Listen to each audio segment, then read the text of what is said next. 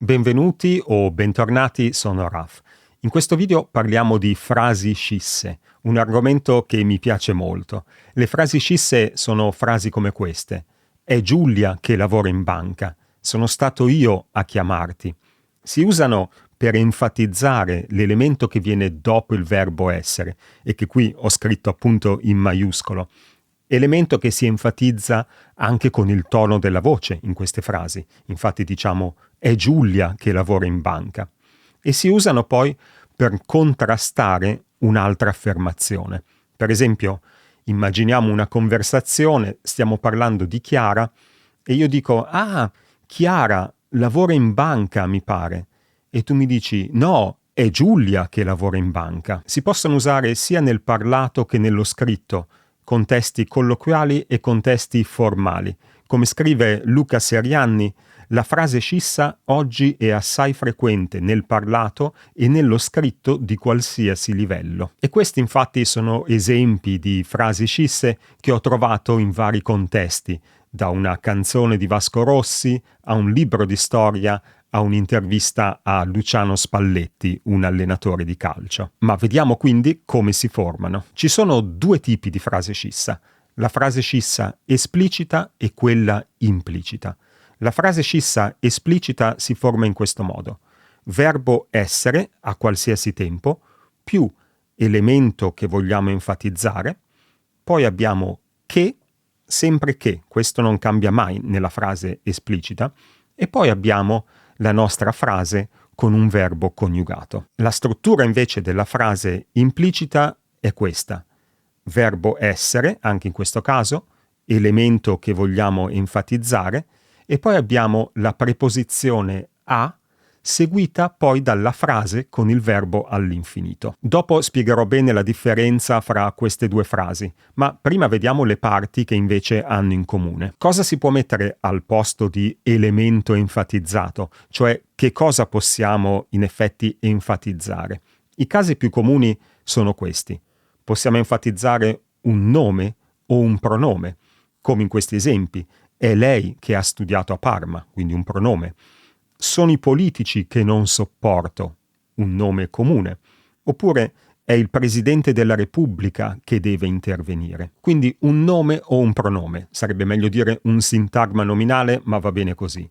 Seconda possibilità è di mettere un sintagma preposizionale, cioè qualcosa introdotto da una preposizione, come questi esempi. È con Giovanni che Giulia usciva. Non è da Genova che parte la nave. È a te che ha chiesto di accompagnarla. In questi casi l'elemento che enfatizziamo è introdotto da una preposizione. La terza possibilità è di avere un avverbiale, cioè elementi come questi. Non è domani che si sposano Paolo e Chiara. È qui che hanno nascosto il tesoro. Attenzione a quando enfatizziamo gli avverbi, perché ci sono avverbi che non funzionano, non possono essere enfatizzati. Penso, per esempio, agli avverbi di frequenza.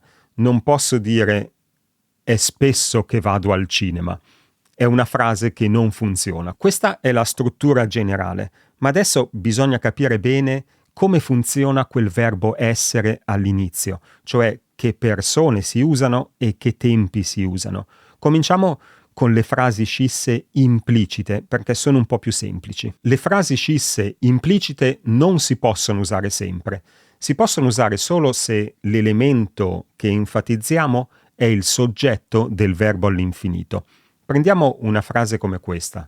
Gianna ha invitato te. Gianna è il soggetto del verbo invitare. Quindi, se voglio enfatizzare Gianna in una frase scissa, in questo caso posso usare la forma implicita e dire è stata Gianna a invitarti. Ma con la frase Gianna ha invitato te non posso enfatizzare te in una forma implicita, perché te è il complemento oggetto del verbo invitare. Quindi in questo caso potrò usare solo una forma esplicita e dire è te che Gianna ha invitato. Quindi la forma implicita si può usare solo se l'elemento enfatizzato è il soggetto del verbo e quindi in genere sarà un nome o un pronome. In queste frasi il verbo essere, quello all'inizio della frase scissa, si accorda con l'elemento enfatizzato. È stata si accorda con Gianna, infatti mettiamo il participio passato al femminile. Sono stato io a invitarti. In questo caso uso sono stato, la prima persona, perché l'elemento enfatizzato è io. Saranno loro a telefonarti.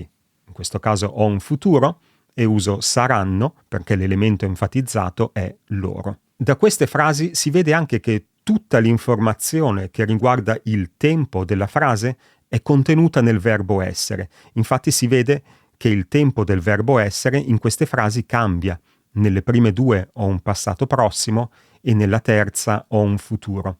Quindi il tempo del verbo essere nella forma implicita è molto importante perché il verbo che segue è sempre all'infinito e quindi non ci dice niente sul tempo della frase. Per questo dico che tutta l'informazione sul tempo della frase è contenuta nel verbo essere. Passiamo alla forma esplicita. Per la forma esplicita, naturalmente le cose sono un po' più complicate. Prima spiego che persona si usa e poi vediamo il tempo del verbo essere. La persona dipende dalla natura dell'elemento enfatizzato. Prima ho distinto vari casi. Ho detto che può essere un nome, un pronome, un sintagma preposizionale e così via. Quindi il primo caso, se l'elemento enfatizzato è un sintagma preposizionale o un avverbiale, come in questi esempi, si usa sempre la terza persona singolare del verbo essere. E infatti in tutti questi esempi ho usato è. Non dobbiamo preoccuparci di singolare, plurale, maschile o femminile, usiamo sempre la terza persona singolare del verbo essere. Secondo caso, se in quella posizione c'è un nome, il verbo essere si accorda con il nome. Sono i politici che non sopporto. Sono perché i politici è plurale. Oppure è Gianna che non vuole uscire. È singolare perché Gianna è singolare. Terzo caso, l'elemento enfatizzato è un pronome. E qui bisogna distinguere. Per i pronomi di prima e seconda persona, cioè io o tu, dipende. Bisogna vedere se il pronome è soggetto o complemento oggetto del verbo che segue. Prendiamo queste due frasi. Tu hai invitato Gianna, Gianna ha invitato te. Nella prima frase, tu è il soggetto del verbo invitare. Se vogliamo enfatizzare tu in una frase scissa, diremo sei tu che hai invitato Gianna. Quindi in questo caso facciamo l'accordo. Tu è soggetto, quindi il verbo essere si accorda con tu. E infatti ho usato la seconda persona singolare. Sei tu che hai invitato Gianna. Seconda frase, Gianna ha invitato te. In questo caso te è il complemento oggetto del verbo invitare. Se vogliamo enfatizzarlo in una frase scissa, diremo è te che Gianna ha invitato. Cioè usiamo la terza persona del verbo essere, terza persona singolare, è te. Non possiamo mai dire sei te che Gianna ha invitato. Quindi in questo caso non si fa l'accordo. E la stessa cosa con la prima persona, cioè io. Prendiamo questa frase, dovevi chiamare me se avevi bisogno. Me, in questo caso, è complemento oggetto. Se lo vogliamo enfatizzare, non faremo l'accordo e diremo è me che dovevi chiamare se avevi bisogno. Mentre nella frase io mi sono stancato, io è il soggetto e se vogliamo enfatizzarlo, diremo sono io che mi sono stancato. Cioè in questo caso facciamo l'accordo. Questo vale per i pronomi di prima e seconda persona, cioè io e tu. Per gli altri pronomi, cioè terza persona, poi noi, voi, in genere si fa sempre l'accordo, sia che siano soggetto, sia che siano oggetto del verbo che segue. Ma a volte tutte e due le opzioni sono accettate. Per esempio in questa frase, Gianna ha invitato voi. Voi è complemento oggetto del verbo invitare. Posso dire è voi che Gianna ha invitato, senza fare l'accordo, oppure posso dire siete voi che Gianna ha invitato, facendo l'accordo.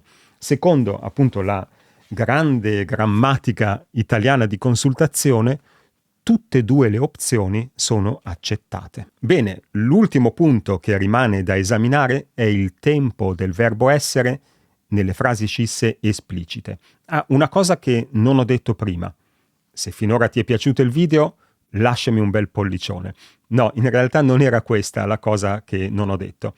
Non ho detto prima che in genere le frasi scisse sono all'indicativo. Non è una regola assoluta, ma in genere sono frasi all'indicativo e possiamo usare qualsiasi tempo dell'indicativo.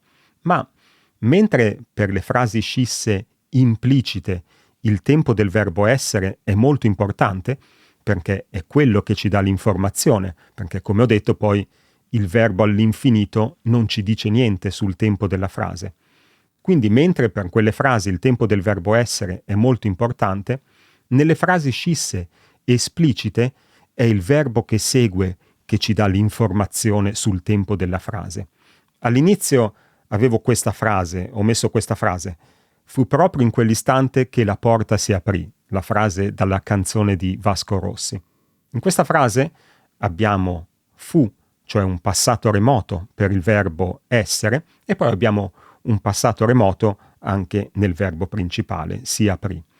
Ora, se in questa frase io mettessi un presente al verbo essere e dicessi è proprio in quell'istante che la porta si aprì, il significato non cambierebbe molto, perché il tempo che conta è appunto quello della frase principale, si aprì, che rimane un passato remoto.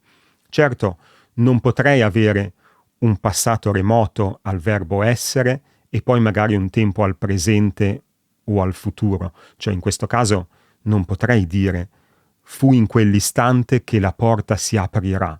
È una frase che non ha senso. Queste due frasi hanno più o meno lo stesso significato, ma mostrano la differenza fra l'uso dei tempi in una frase scissa implicita e in una esplicita.